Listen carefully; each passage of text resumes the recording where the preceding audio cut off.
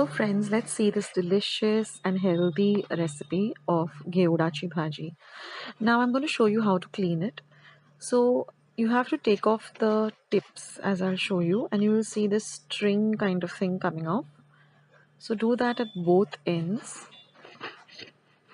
So don't wash the Geuda first. First we're going to clean it. Now just pop it open like this, like you would with a green pea or matar. Check the beans inside. If they are soft or if they look rotten, then just get rid of them, and then just tear the with your fingers, just tear the gouda into these small pieces like this. Now you may encounter strings more than once, so that's why it's preferable to do it by hand rather than using the knife. So do get rid of the strings, do otherwise when you're eating the vegetable, it will really create havoc. So check for the inside that the beans are good inside. And yes, friends, you do encounter a little bit of vegetable worms inside.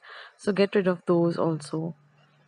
I'll show you after when I finish cleaning. I'll just show you what you should not be using and what you should get rid of. So then with your hands, just stir it, because every time you might get the string or you might not get the string.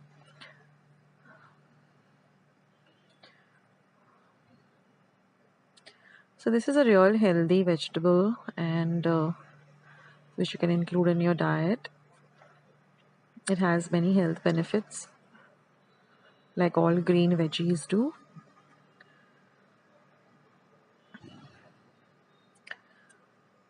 So while I was cleaning, the ones over here luckily were all very good, but I just had about 2 or 3 which had a little bit of rotten beans inside. Some of them did have vegetable worms, about just 1 or 2, so I had to throw those out, but I will show you what you should get rid of. So now I'll show you what this is the end result. I've just cleaned it up. So now if you find something looking like this, which is rotten, which has a grayish or a brownish effect inside, but the beans are very soft and mushy, or they look really old and dried up like this, or they have like a very soft grayish texture, then get rid of that. Luckily I had a good the whole thing was nice, just a few of them.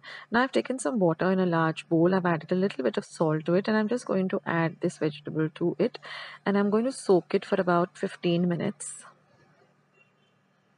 It's very, very important that you clean your veggies very, very well. Now some vegetables you have to clean, soak them first and then clean them, and some you have to clean first and then soak them. So it all depends. But I have explained in all of my videos as to what is the process. So let it soak for about 15 minutes in this water to which salt has been added. And then I'm going to just take a colander which I've placed on top of a vessel. And I'm just going to drain all of this, or just lift it up like that and put it over there. And again, I'm going to run it through some running water, that is through the colander itself, through my running water in my wash basin of my kitchen, or my kitchen sink rather. Again, I'm going to rinse it really, really well. So this is how you prep your geuda, and the recipe is very simple. So once you have finished prepping, you can always do this a day ahead also.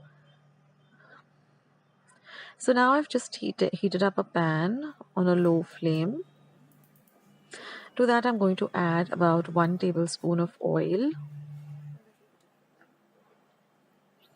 Now once the oil is nice and hot, we're going to add our other ingredients, our 40 or tadka ingredients, which is half a teaspoon of mustard seeds or mori or rye.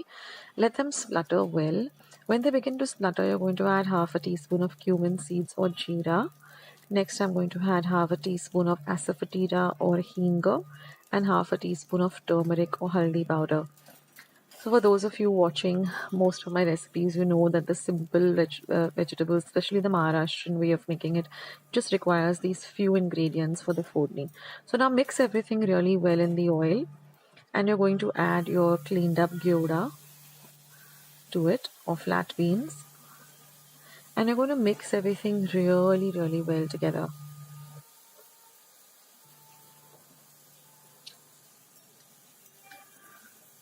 So mix everything well so that the vegetable nicely get coated with the fodni or the bagar.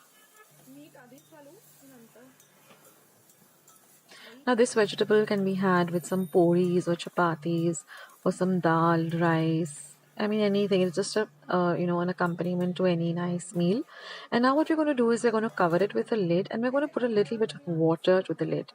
Now if you're using another the glass lids with the handle that we generally have at home, you can just cover it with the lid. You don't need to add any water initially. Now every 3 minutes, just stir it in between. Carefully lift the lid. Just stir it in between every 3 minutes and add a little bit of the water because the water has now become hot. So you can add a little bit of the water so it helps the vegetable to cook.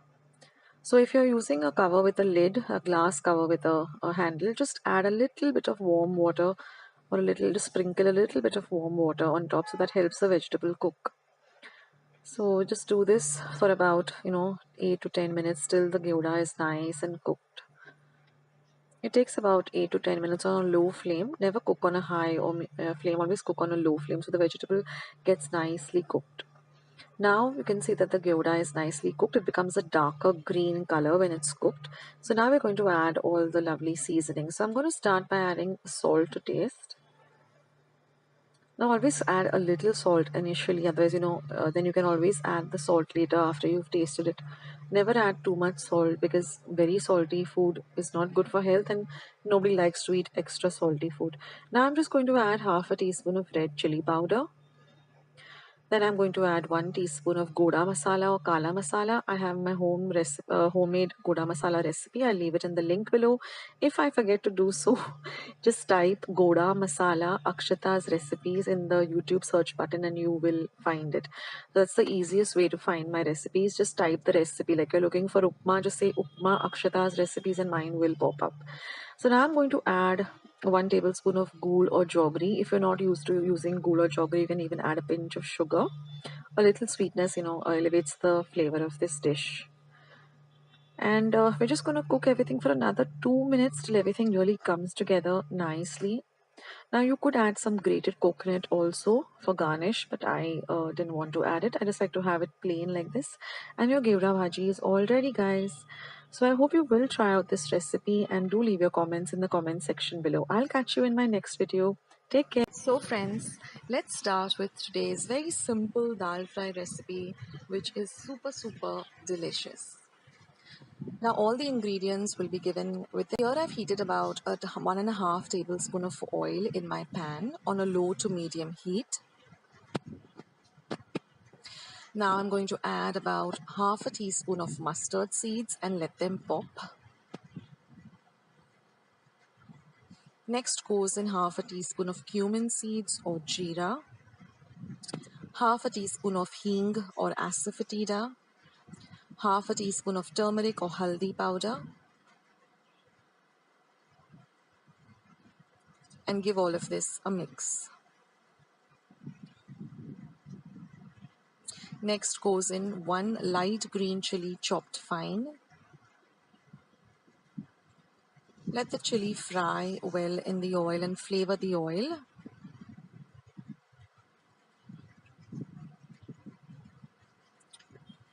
Then I'm going to add some fresh curry leaves, some ginger garlic paste, about half an inch of ginger and about 5 cloves of garlic.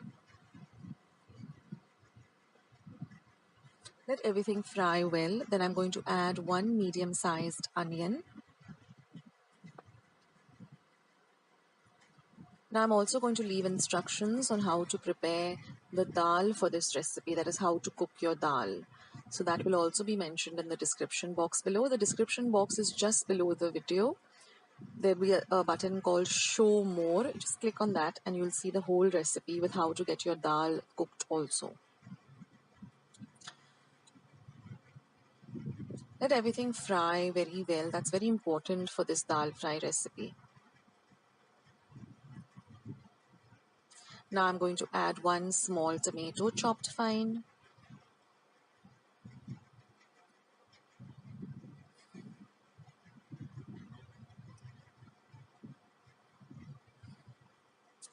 fry all of it well. This is very important that everything gets fried well.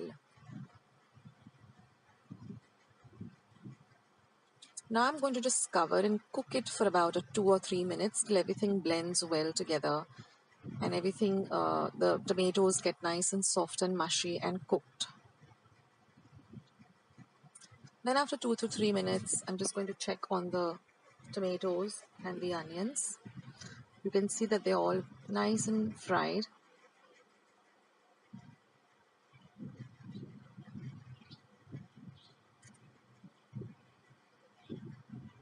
Now I'm just going to add a teaspoon of Kashmiri red chili powder. This just adds a beautiful color to the dal fry.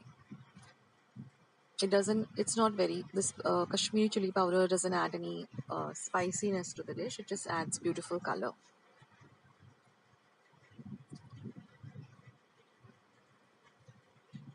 Now I'm just going to pour about 1/4 cup of water and cover and cook this for about a minute or so.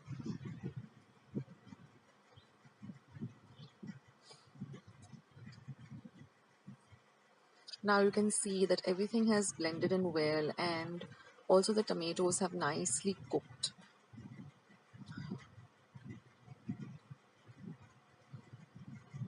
Now I'm going to add the water of the dal as well as the dal. Now this is just 1 cup of tur dal that I washed well under water thrice, soaked for about 5 to 10 minutes. And then I added about 2 cups of water and I put it into my pressure cooker and I cooked it for 1 whistle on high and I simmered it for about 10 to 15 minutes. Let the cooker cool completely. Take out the dal and with your whisk or a wooden whisk or a steel whisk, just whisk the dal well. And that's how you prepare your tur dal. Now you can also use the orange color masoor dal. That's also fine with this recipe. Now I'm just adding some salt to taste. Now masoor dal cooks much faster than tur dal. And I've also added a pinch of sugar. So you might have to cook your masoor dal for just 1 whistle on high and about 5 minutes on simmer.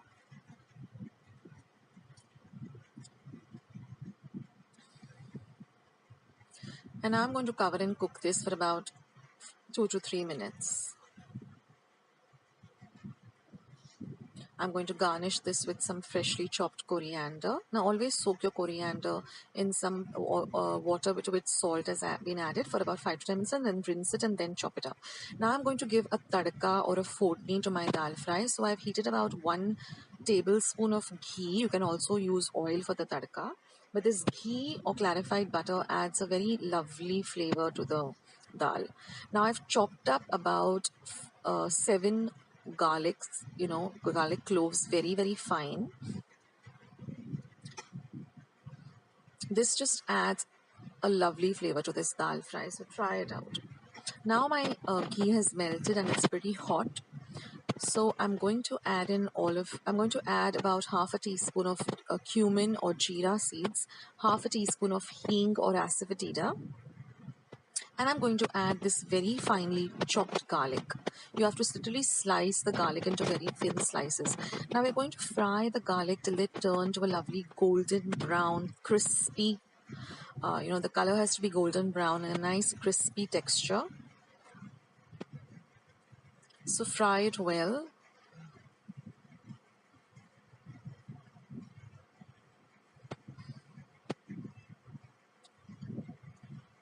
Now this dal fry goes really well with some lovely hot rice, or you can even have it with some chapatis or puris.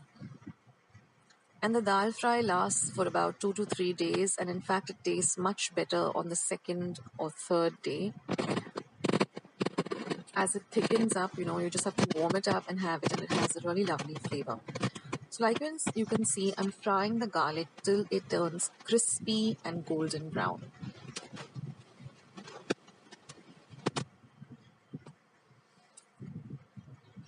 And once that is done, I'm going to switch off the flame of my dal fry, and you can see how beautiful the garlic has become. I'm just going to pour the entire thing into my dal fry.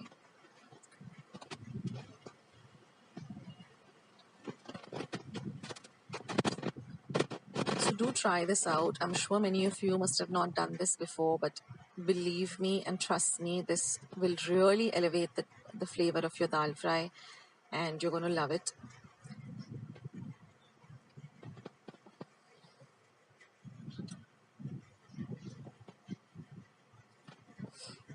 So that's it, friends. The dal fry is lovely. You have this beautiful tadka on the top, and it's just amazing.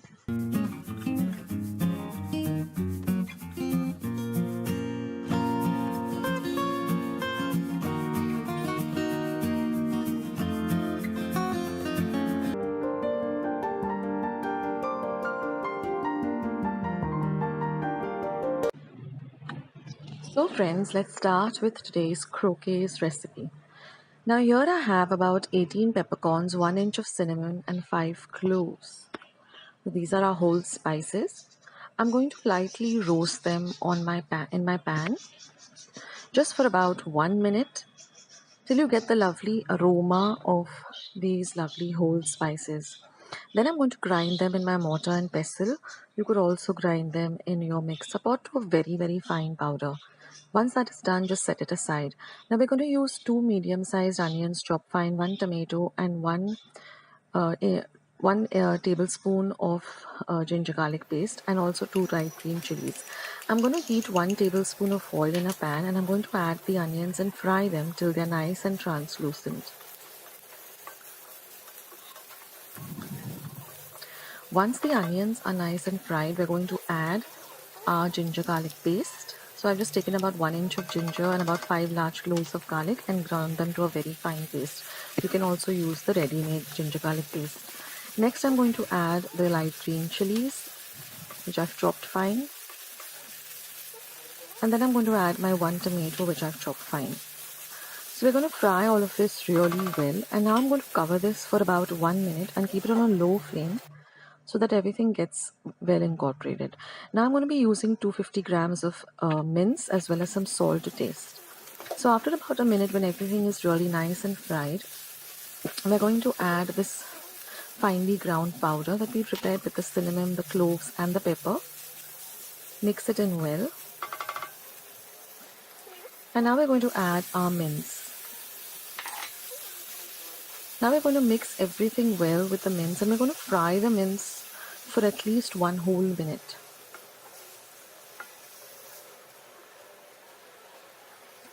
Now you can add some salt to taste.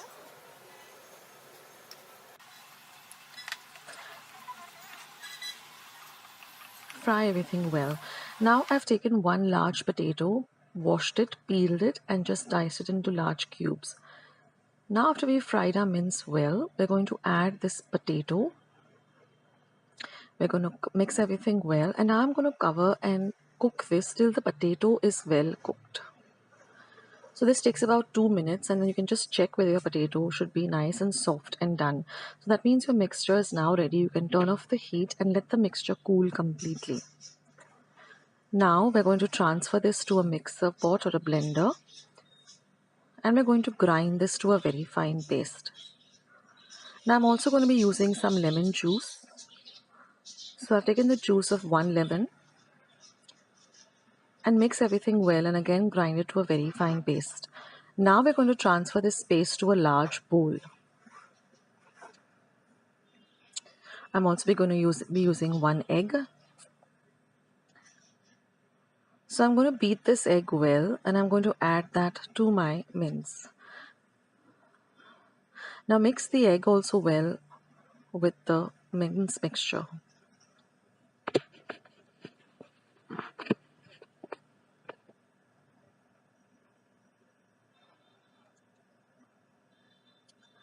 Once that is done, I have taken 1 pav, a very fresh and soft pav, and torn it up into small pieces. You can also use bread slices.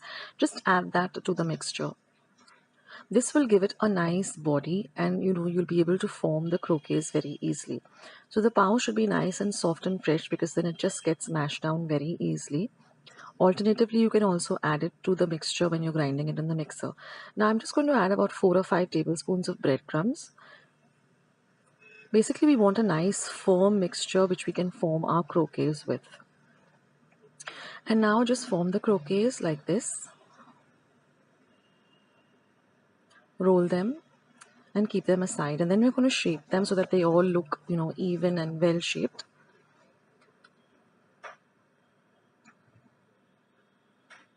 So first just roughly roll them in the breadcrumbs.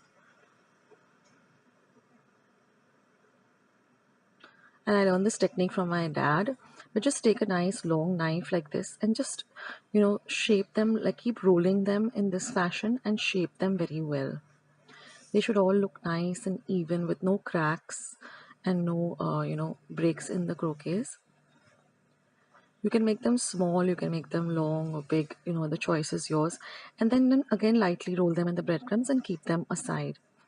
So in this way you can make your croquettes and you can even store them in an airtight container. They last for about a week in an airtight container, refrigerated, and whenever you feel like you can just deep fry them.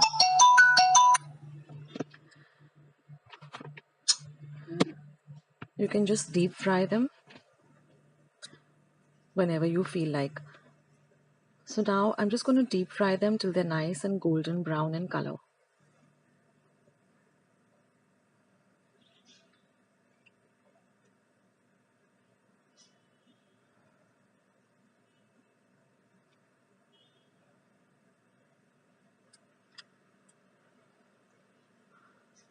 So you can alternatively, shallow fry them, but deep frying them, you get an even coat and everything gets evenly fried. If you shallow fry them, then you'll find that, the texture is different. You won't get that lovely crunch that these croquettes are supposed to have.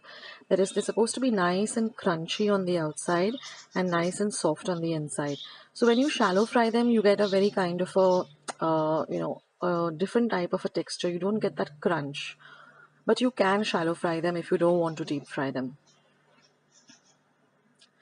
So in this way you can fry your croquettes as many as you like, and they're just very, very delicious. They go very well with some pulao and some salad and some chicken curry at the side. It's like an ideal meal. And I've just broken up one to show it to you all, and you can see how lovely and crunchy they are on the outside and nice and soft on the inside. So I hope you liked today's recipe and I hope you give it a try. You can leave your comments in the comment section below. I'd love to.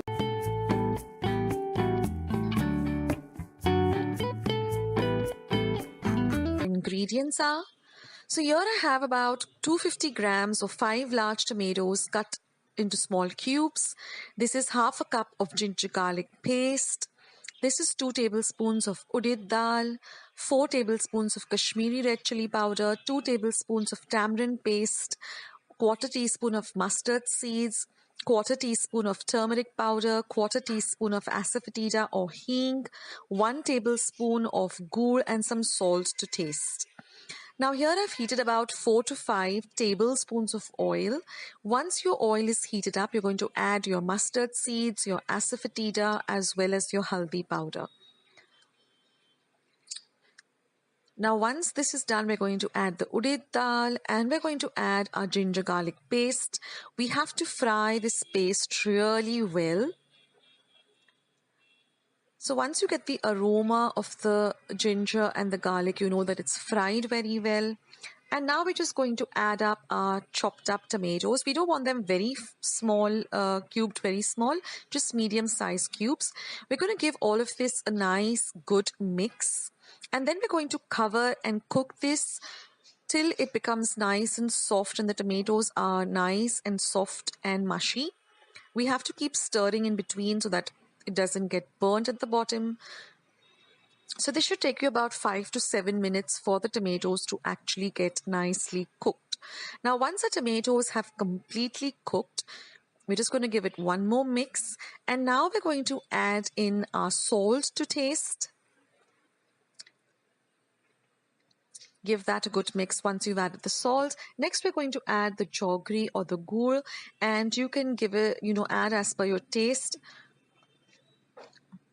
Next, we're going to add the Kashmiri red chili powder for the nice color. And again, we're going to cook it for just about a minute.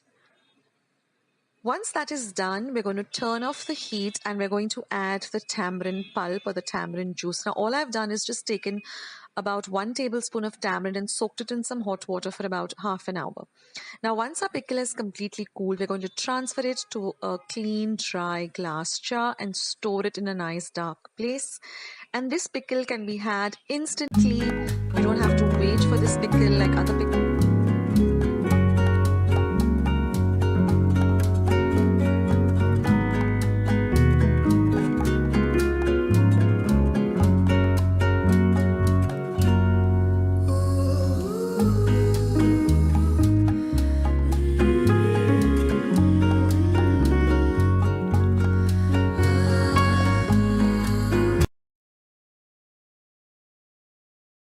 Now here I've taken 1 cup of peanuts. So I've just divided them into 3 halves so that I can cut them up well. And I'm going to chop them up to a very, very fine but coarse powder like this. You should have little bits of peanuts. That's why I don't grind it in a mixer, but you need to have this coarse kind of a peanut texture. And I'm just going to empty this into a large mixing bowl. So watch the video till the end for a few tips on this recipe too.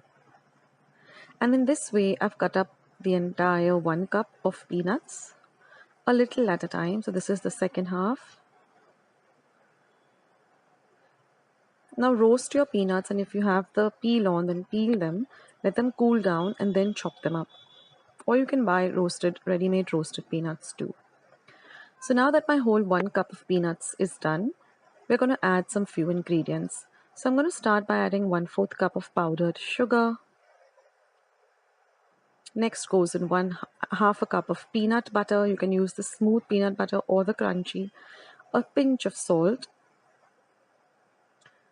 Now this is 2 teaspoons of honey, but you can also use maple syrup, pancake syrup, or even ready-made caramel Hershey syrup. Now I'm going to add half a teaspoon of vanilla essence and 2 tablespoons of melted butter. All we have to do is now mix this mixture really, really well. So we're going to call this our nougat mixture. So mix the ingredients thoroughly. Now here I've just lined my microwave dish with some baking paper or parchment paper, and I'm going to add this nougat mix to the dish, and I'm going to just smoothen it out and flatten it out completely. This is going to be the first layer. So flatten it out at the best that you can.